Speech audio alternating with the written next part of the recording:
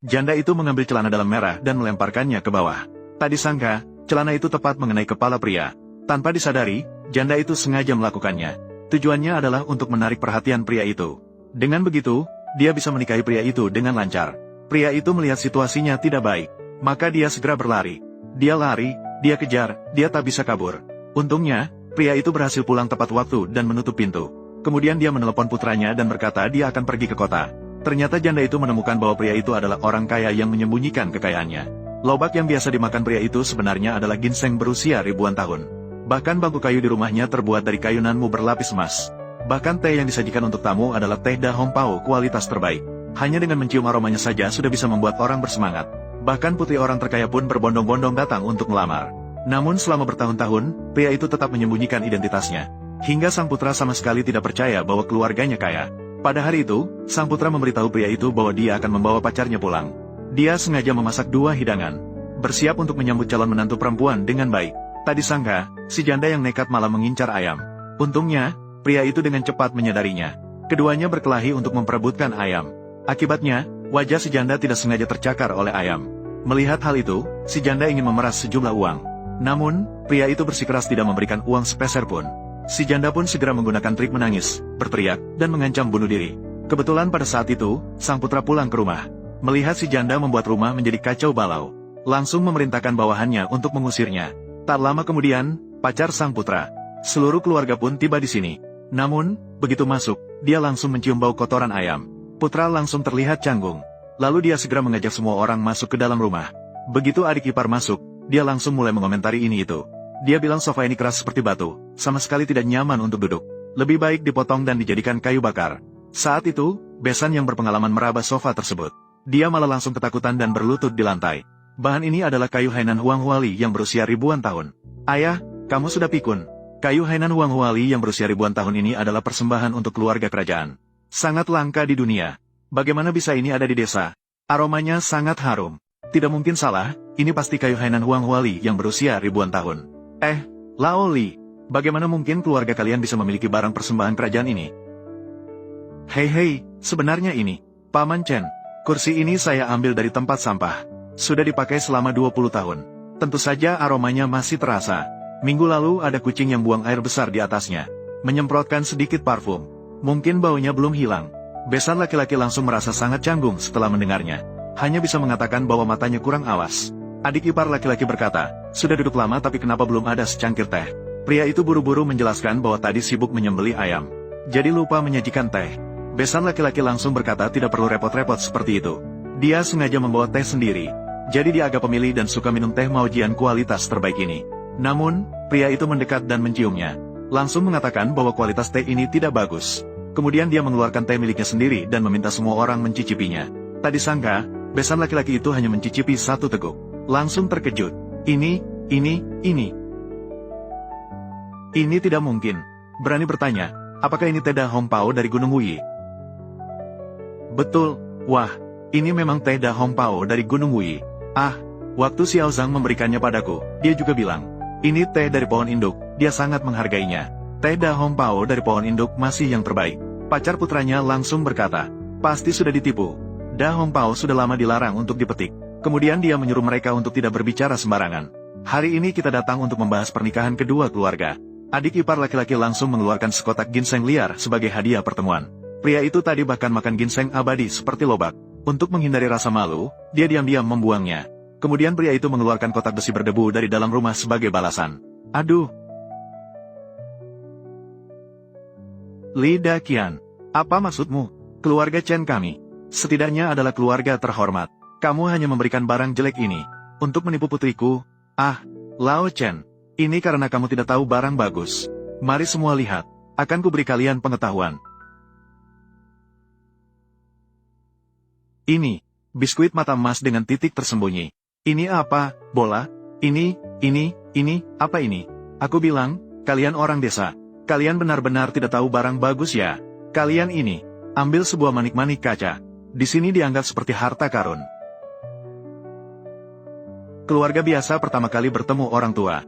Paling tidak mereka akan mempersiapkan angpau yang sangat istimewa. Ayahmu mengeluarkan manik-manik kaca jelek. Apa maksudnya ini? Ayah, sebenarnya apa yang kamu pikirkan? Kamu sengaja membuatku memalukan sekali, ya? Bukan. Bagaimana bisa aku membuatmu malu?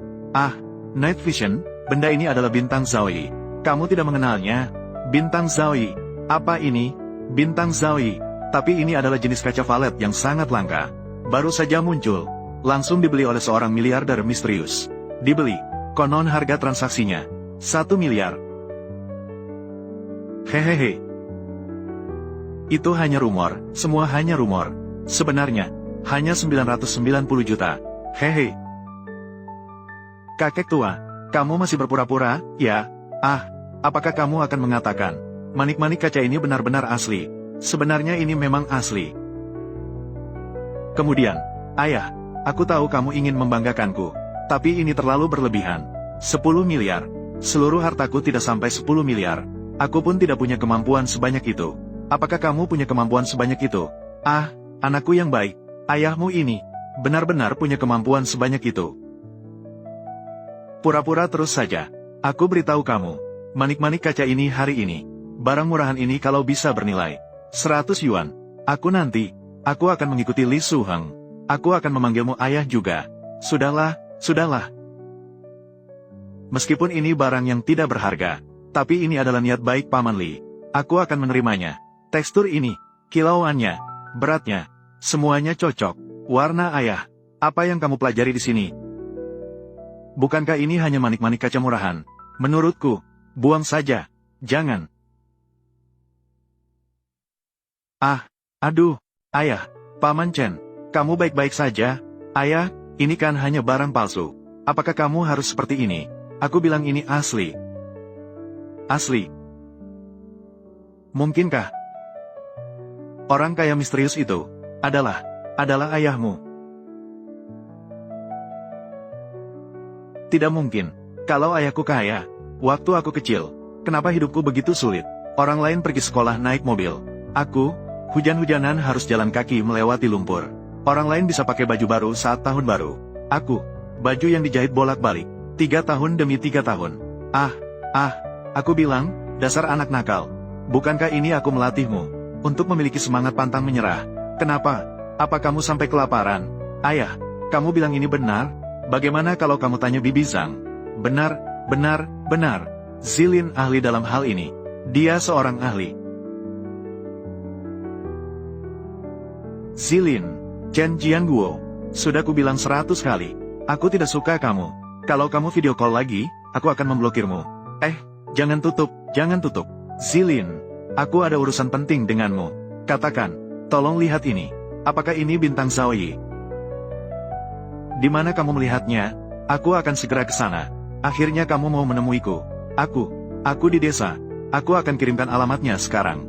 Di desa, Chen Jianguo. Kamu menjijikkan. Kamu hanya ingin berbicara denganku. Memberiku barang palsu yang terlihat sangat asli. Aku akan memberitahumu sekali lagi. Aku sudah punya orang yang kusukai. Jangan tutup telepon, jangan tutup. Zilin, tolong lihatkan untukku. Tidak perlu dilihat, ini palsu. Zilin, jangan marah. Lao Chen. Aku bilang, Lao Chen, pria itu tidak boleh jadi bucin. Tidak akan berakhir baik. Siapa yang memanggilnya Lao Chen?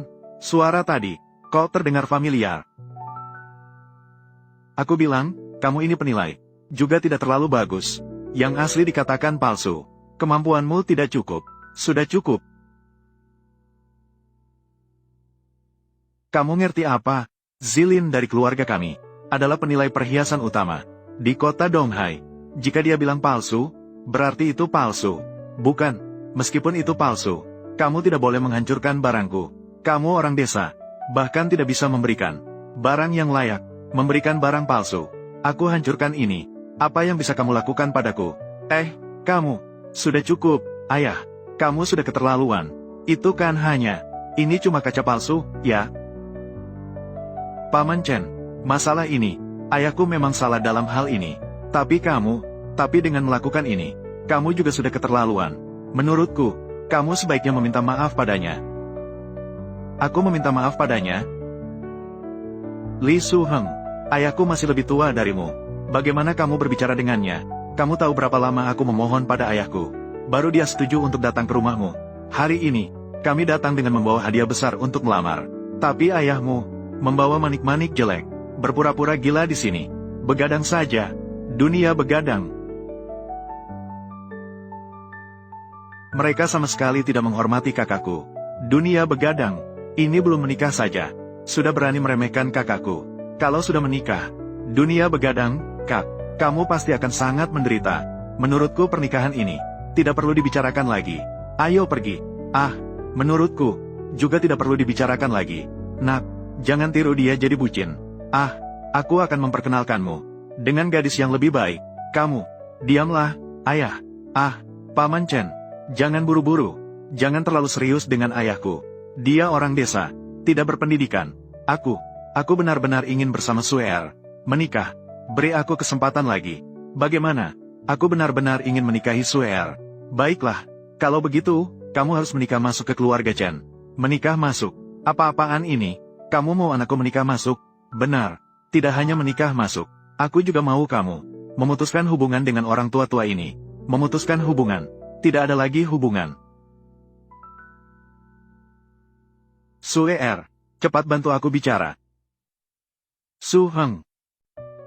Di keluargaku, hanya aku satu-satunya, anak perempuan kesayangan.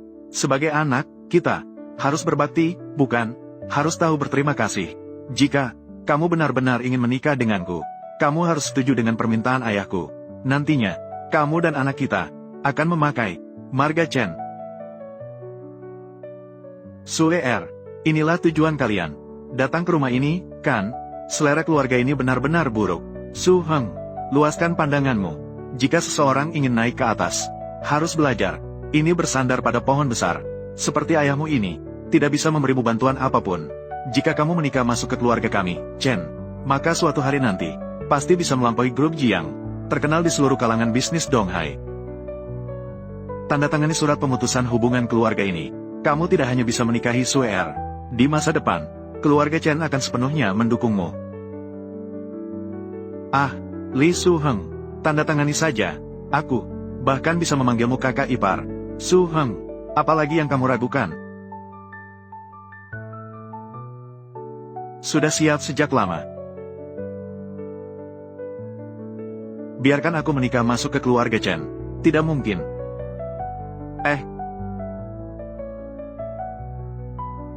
Li Daqian, apa yang kamu inginkan? Anakku, keluarga Chen tidak pantas mendukung. Kamu sendiri tidak punya hak untuk mendukung anakmu. Kamu tidak berhak ikut campur dalam pernikahan anakmu. Ini adalah anakmu. Satu-satunya kesempatan. Kesempatan untuk naik kelas. Naik kelas? Hahaha. Mungkin yang naik kelas adalah keluarga Chen. Kamu bujangan tua. Kamu sendiri tidak bisa dapat istri. Kamu tidak bisa menerima putramu sendiri baik. Jika kamu menolak pernikahan ini, di mana lagi putramu bisa menemukan yang sebaik ini? Keluarga kaya raya. Jika bukan karena putraku menyukai putrimu, mungkin pintu ini tidak akan pernah bisa kumasuki. Bukankah ini hanya soal menantu?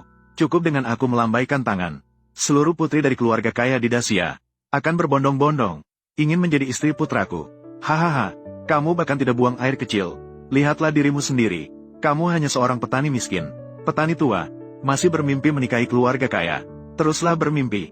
Jika kamu meninggalkan keluarga Chen kami, aku akan membuat putramu di Donghai. Bukan siapa-siapa.